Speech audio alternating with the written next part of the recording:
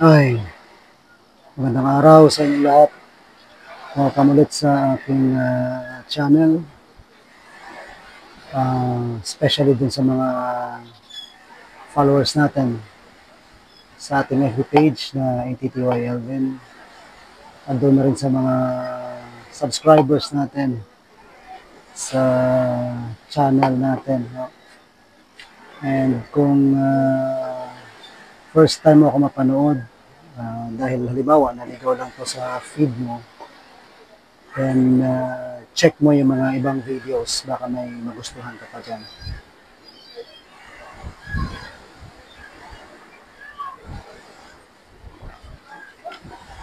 Ang pag-uusapan natin ngayon ay ang tungkol sa question isang subscriber natin na 5 years na raw sila na pinapapirma-pirma lang ng kontrata, no?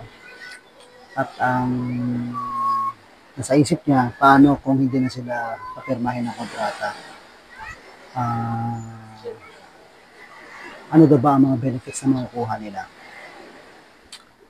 Una,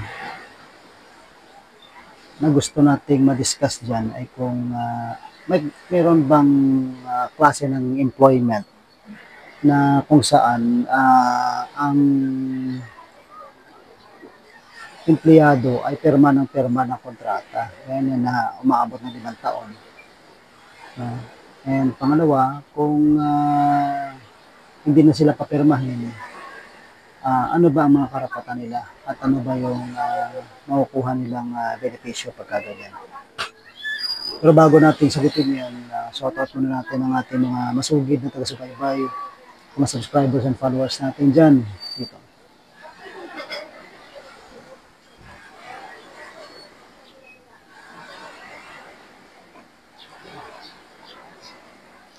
Pakita ko lang tong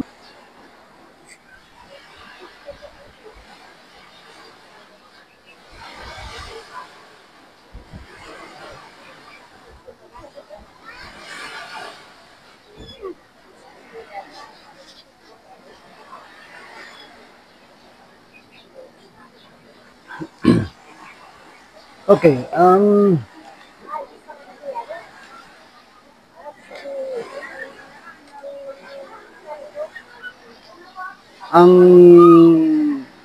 ating labor code at saka yung labor laws natin, meron tayong 6 forms of employment na nare-recognize. Una, siyempre yung regular, yung proby, yung project, yung seasonal, casual, saka yung fixed term. Alin ba dito yung klase ng kontrata na pirma ka ng pirma? Technically, wala, no? Kasi sa regular naman, once na naka 6 months ka, and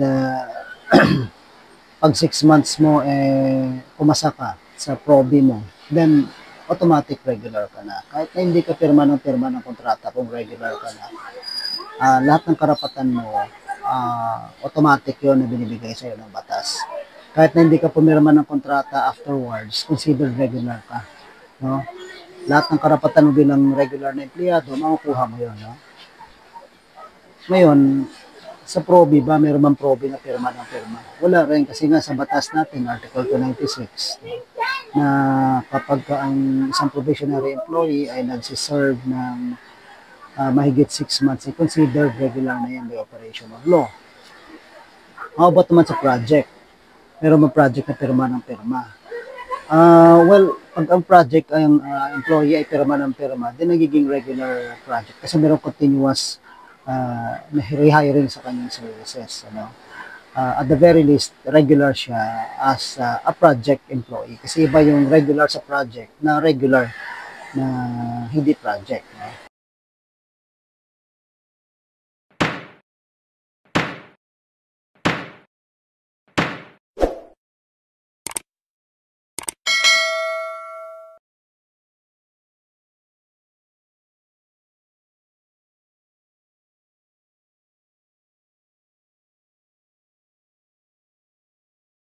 So, ang ibig sabihin, kapag regular ka na project, lahat ng project na kailangan ng skills mo, obligado yung kumpanya na kunin ka.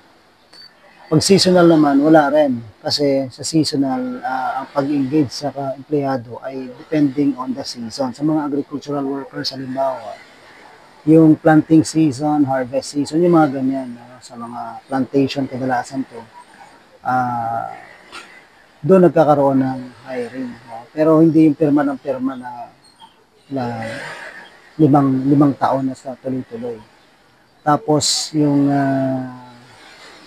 casual naman, hindi rin. Malabo rin yan kasi sa casual, gumagawa ka lang ng trabaho na napaka-temporaryo sa kumpanya. Parang hindi yung business ng company, pero may kailangan siyang gawin, kaya kumuha ng casual worker para gawin yung hindi naman kailangan. Pero may katapusan yan. Ngayon, kung tuloy-tuloy ang trabaho ng casual sa loob ng isang taon, di nagiging regular siya as long as that activity exists. Pagdating naman sa fixed term, wala sa labor code yan. Kasi yan ay under sa decision ng Supreme Court sa Brent School versus Zamora, na kung saan pagka fixed term employment ka, parang there has to be no moral dominance, no, sa pagpirmahan ng kontrata. And yung kontrata na pinirmahan dyan sa fixed term should be knowingly and voluntarily agreed upon by the parties, no. Tapos may specific duration yan sa fixed term kung anong pinag-usapan, kaya nga siya tinatawag na fixed term, no. So yan ang mga sistema na pag fixed term ka, malabong ma-renew ka ng ma-renew, kontrata ka ng kontrata every 5 years. Kasi isipin mo, ano ba yung parang temporaryong trabaho na for 5 years, pirma ka ng pirma para malabo. So ang tanong, nag-i-exist yung mga ganun. Ano bang trato niyan? Kung ang empleyado ay pinapipirma ng kontrata for 5 years, titingnan natin kung ano ang klase ng nature na ginagawa niya. Maaaralin mo. Kasi kung halimbawa, for 5 years, regular na pala yan, ibig sabihin, iniikutan lang ang batas. Ang tawag dun, circumvention. No? Circumvention of the law. Na dapat tuloy-tuloy na siyang regular, pero pinapipirma, iniikutan lang yan. Kung probe naman, ibig sabihin, naging regular na rin yan. Ano? So, medyo suspicious na agad yan kapag ka 5 years yung kontrata, pirma ng pirma. No? Kung halimbawa itong empleyado ito tinanggal, anong mga benepisyo makukuha niya? Well, pag tinanggal siya, kung deemed regular yan, halimbawa pagkatapos arali ng kontrata niya, malamang makakuha yan ng kanyang back wages kung magdemanda siya. Pero kung halimbawa walang demanda tapos tinanggal lang, siyempre kung hindi mo naman kukontrahin yung view ng kumpanya, sasabihin ng kumpanya dyan, contractual yan, yung parang fixed term, no, per contract, parang ganyan. So hindi na babayaran yan, yung last pay lang ibibigay sa iyo dyan. No, final pay lang, huling araw na pinasok mo, yung prorata 13th month pay mo, saka yung prorata service incentive leave. No? Ngayon, kung ilaban mo yung kaso at mapatunayang regular ka, then entitled ka sa full back wages. Kung hindi ka na ma-reinstate, then babayaran ka ng separation pay and your status. So, malaki yung makukuha mo. Again, para ma-resolve talaga yan, kailangan makita ng abogado kung ano nangyari sa sitwasyon mo, and makita yung mga kontrata, ma-discuss mo kung ano ang nature ng ginagawa mo and all that. No? So, maraming mga pangyayari, maraming mga sitwasyon na nangyari sa kumpanya. So, yan ang kailangan mong ikwento sa lawyer mo. Now, guys, if you found this information helpful, please share nyo lang itong video na ito, baka makatulong sa iba. And again, thank you for watching, and I hope to see you in the next videos.